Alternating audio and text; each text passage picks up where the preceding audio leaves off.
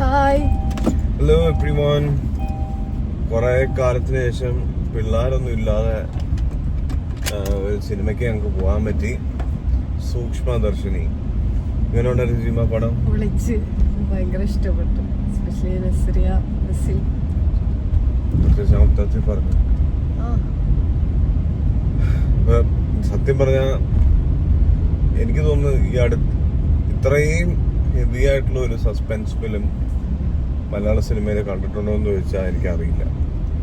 ഞാൻ ഒരുപാട് റിവ്യൂസും കാര്യങ്ങളൊക്കെ കണ്ടിട്ടാണ് പോയെങ്കിലും നമ്മള് നല്ല സിനിമയാണ്, പക്ഷെ ഇത്രയും ഞാൻ പ്രതീക്ഷിച്ചില്ല. എന്താ വെച്ചാൽ എനിക്ക് ആക്ച്വലി ഞാൻ ആകെ ടെൻസ്ഡ് ആയിപ്പോയി സിനിമ കണ്ടപ്പോ. ആകെ ടെൻസ്ഡ് ആയിപ്പോയെന്ന് വെച്ചാല് ആകെ ഷോക്ക്. എനിക്ക് നെഞ്ചുവേന എടുക്കുമോന്ന് വരെ പേടിയായിരുന്നു. അത്രയ്ക്ക് ടെൻഷനിലാക്കി കളഞ്ഞ ഒരു പടം എനിക്ക് ഓർമ്മയിൽ പോലും ഇല്ല.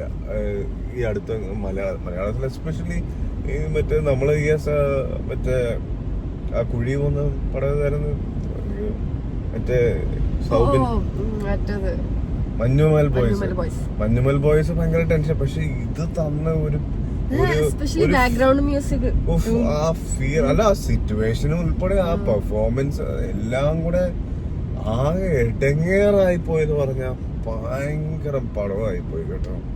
ഭയങ്കര ഫിലിം. ആക്ച്വലി ഞാൻ മോർ കോമഡി ആണെന്നാണ് വിചാരിച്ചത്. പക്ഷെ അതിലും സസ്പെൻസ് ആയിരുന്നു.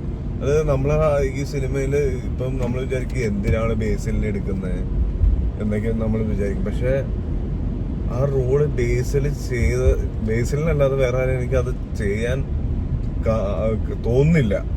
അത് ആപ്റ്റ് ആവുമെന്ന്. അത്രയും കാര്യം വെച്ചാൽ ആ കൊണ്ടുവരുന്ന ആ സിനിമ ട്രീറ്റ് ചെയ്യുന്ന ഒരു ഇതുണ്ട്, അതിന്റെ ഒരു ട്രീറ്റ്മെന്റ് ഉണ്ട് ആ സിനിമയുടെ. ആ ഒരു ട്രീറ്റ്മെന്റിന് ബേസിൽ തന്നെയാണ്. പിന്നെ എന്തെങ്കിലും അങ്ങോട്ടോ ഇങ്ങോട്ടോ ഞങ്ങൾ പറഞ്ഞ സസ്പെൻസ് ബ്രേക്ക് ആയി പോകുന്ന ഒരു പടമാണ്. നസ്രിയ കലക്കനായിട്ടുണ്ട്. എനിക്ക് അതിൽ അഭിനയിച്ച ഒരു ചെറിയ വേഷങ്ങൾ ചെയ്ത അസ്മ എന്നുള്ള അവര്, പിന്നെ മറ്റേ സുലു, അവര് എല്ലാരും പെർഫോം ചെയ്തിട്ടുണ്ട്. നമുക്ക് കൂടുതൽ ഒന്നും വിട്ട് പറയാൻ പറ്റത്തില്ല. ഇതൊരു ഭയങ്കര പടമായിരുന്നു. അത് ഇത് ആയിപ്പോയി അല്ലേ. പിന്നെ അതുപോലെ ഞങ്ങള് പോയ ജെമാക്സ് എന്ന് പറഞ്ഞ ഒരു തിയേറ്ററിലാണ്. എനിക്ക് നമ്മുടെ വീടിന്റെ അടുത്ത്, അപ്പൊ പെരിങ്ങാലയിൽ നിന്ന് കുറച്ച് അടുത്താണ്. അപ്പൊ ഞാൻ ആദ്യമായിട്ടാണ് ആ തിയേറ്ററിൽ പോകുന്നത്. സൗണ്ടൊക്കെ ഗംഭീരമാണ് തിയേറ്റർ എക്സ്പീരിയൻസ്. പിന്നെ സാധാരണ നമ്മൾ പോകുന്നതില് അപ്പൊ വെറും 500 രൂപയുടെ അടിയില് ഒരു പടം കണ്ടിട്ട് തിരിച്ചു വരുന്നത് ഫസ്റ്റ് ടൈം. പിള്ളേരൊന്നുമില്ല. സാധാരണ പിള്ളേരുണ്ടെങ്കിൽ ബക്കറ്റ് സീറ്റ് എടുക്കണം, അങ്ങനെ ഉള്ള പരിപാടി. പിന്നെ എനിക്ക് ഇന്റർവെൽ ആയപ്പോ ഞങ്ങൾ ഓടി കേട്ടോ. എന്തിനാ ചായക്കും പബ്സിനും വേണ്ടി ഞങ്ങൾ ഓടി. ഫസ്റ്റ് ഞങ്ങൾ ആരെത്തുന്നതിനെക്കാളും ഫസ്റ്റ് കാപ്പിയും പബ്സും ഞങ്ങൾക്ക് തിന്നണം എന്നായിരുന്നു ഞങ്ങളുടെ അല്ലാതെ കാര്യം എന്ന് വെച്ചാല് ഇദ്ദേഹം എനിക്ക് തോന്നുന്നു ആദ്യമായിട്ട് ടിക്കറ്റ് എടുക്കുന്നതെന്ന് തോന്നുന്നു തിയേറ്ററിൽ ഫസ്റ്റ് ടൈം. അവിടെ ചെന്നിട്ട് 160 150 എന്ന് വെച്ചപ്പോഴത്തേക്ക് 160 രണ്ട് ടിക്കറ്റ്.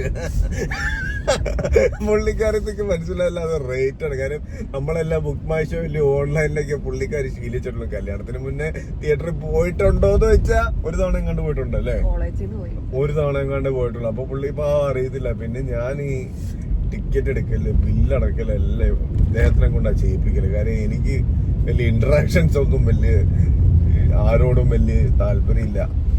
നിങ്ങളൊക്കെ ആയിട്ടേ ഉള്ളൂ പിന്നെ ഇന്ററാക്ട് ചെയ്യുന്ന. ഇരിക്കട്ടെ ഒരു സോപ്പ്. അല്ല അങ്ങനെ സിനിമ നമുക്കൊന്നും പറയാൻ പറ്റത്തില്ല. വല്ലതും പറയാൻ പറ്റുമോ? ഒരു റിവ്യൂ അല്ല, സസ്പെൻസ് പോവും. എന്ത് മിണ്ടിയാലും നമ്മൾ പ്രതീക്ഷിക്കുന്ന കഥയോ കാര്യോ ഒന്നുമല്ല. പിന്നെ നമുക്ക് അത് ടെയിൽ എൻഡ് ആവുമ്പോഴത്തേക്ക് ഓക്കെ ഈ സംഭവമാണ് അത്, ഇത് makes complete sense, perfect sense. എനിക്കിപ്പോ നിങ്ങളുടെ ഒരു തിയേറ്റർ എക്സ്പീരിയൻസ് കളയാതിരിക്കാൻ വേണ്ടി എനിക്ക് എന്താണ് സബ്ജക്റ്റ് എന്ന് പോലും പറയാൻ പറ്റത്തില്ല. അത് കൊണ്ടുപോയ ട്രീറ്റ്മെന്റ്, നമ്മള് സസ്പെക്ട് ചെയ്യുന്ന ആളുകൾ എല്ലാം നമ്മുടെ എക്സ്പെക്ടേഷൻസ് എല്ലാം തെറ്റിച്ചോണ്ടുള്ളൊരു പടമാണ്. അപ്പം എനിക്ക് ഇങ്ങനത്തെ ഒരു പടത്തിലോ വല്ലതും ഞാനൊക്കെ അഭിനയിച്ചുണ്ടല്ലോ, ഞാൻ ആ ഒരു എക്സൈറ്റ്മെന്റില് ഞാൻ എന്തൊക്കെ ഈ ഇന്റർവ്യൂസിൽ ചെയ്തു എന്ന് എനിക്ക് തന്നെ പറയാൻ പറ്റുന്നില്ല. കാര്യം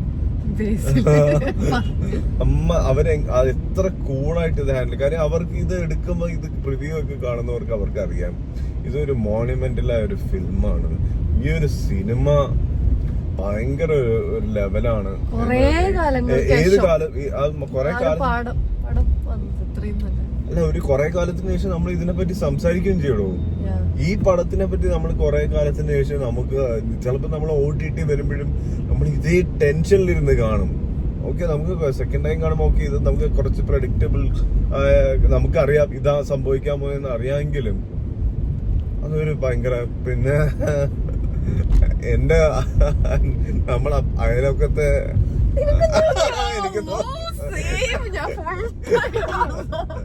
ഇതിലൊരു മെയിൻ കഥാപാത്രം കൂടുതൽ പറയുന്നത് ഞങ്ങളുടെ തൊട്ട അയലോക്കത്ത് താമസിക്കുന്ന ഒരാളായിട്ട് കോപ്പി അതുപോലെ ഇരിക്കുക.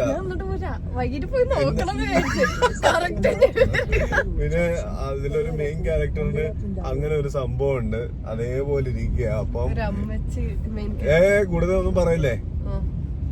അപ്പം അങ്ങനെ തന്നെ ഇരിക്കുക. അപ്പൊ അത് കണ്ടപ്പോ നമ്മള് സ്ക്രീനിൽ കണ്ട അവരാന്ന് വിചാരിച്ചേ അല്ലേ. അതെ, നമ്മള് സ്ക്രീനിൽ കണ്ടത് അവരെയാന്നുള്ള രീതിയാണ് നമ്മള് കണ്ടത്. അപ്പൊ അത് കുറച്ചുകൂടെ സ്കേറിയാക്കി.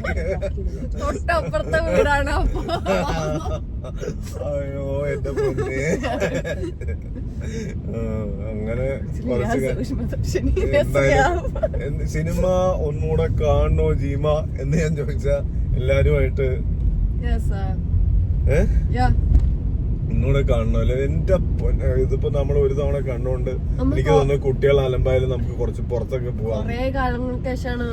എന്തായാലും ഭയങ്കരമായ ഒരു പടമായി ഇപ്പൊ എന്റെ പൊന്നും. ഇത് എനിക്ക് അതിന്റെ ഒരു ഷോക്ക് പറഞ്ഞെങ്കിൽ ഇനിയിപ്പോ വീട്ടിലൊക്കെ എത്തി പിള്ളേരൊക്കെ കണ്ട് ഭയങ്കര ഒരു ഷോക്കിംഗ് പടമായി പോയി. എന്തായാലും ഞങ്ങളുടെ എക്സ്പീരിയൻസും കൊള്ളായിരുന്നു. ചെറിയ ബഡ്ജറ്റിൽ ഒരു പടം കാണാൻ പറ്റി. അതിപ്പോ ഇനിയിപ്പോ വലിയ ബഡ്ജറ്റ് ആവും കാര്യം ഒന്നുകൂടെ കാണുമ്പോ അങ്ങനെ ഒരു പരിപാടിയായി. എന്തായാലും ഒരു 500 രൂപയ്ക്ക് അടിയിൽ ഒരു പടം കാണാൻ പറ്റി. നിങ്ങൾക്കത് സാധാരണ ഉള്ള സിംഗിളായി നടക്കുന്ന അല്ലെങ്കിൽ കപ്പിൾസായി നടക്കുന്നവർക്ക് അത് പറഞ്ഞാൽ മനസ്സിലാവത്തില്ല. പക്ഷെ ഫാമിലി ആയിട്ട് പോകുമ്പോ എന്റെ പൊന്നു മക്കളെ എത്ര രൂപ ചെലവാകുന്നതെന്ന് അറിയാം ഓരോ പടത്തിന്. അത് മലയാളത്തിലാണെങ്കിൽ വേറെ ഏതൊരു ഇൻഡസ്ട്രിയെക്കാളും ചറ പറയ സിനിമ വന്നുകൊണ്ടേയിരിക്കും. എന്തായാലും എന്റെ സെലക്ഷൻ എല്ലാം നന്നാവില്ല, അതല്ലേ ഇതും. അപ്പം നമ്മള് പെട്രോളൊക്കെ അടിച്ച് നമുക്ക് ഇവിടെ കൺക്ലൂഡ് ചെയ്യാം. Thank you. കാണാത്തവര് പോയി കാണാം. ബൈ.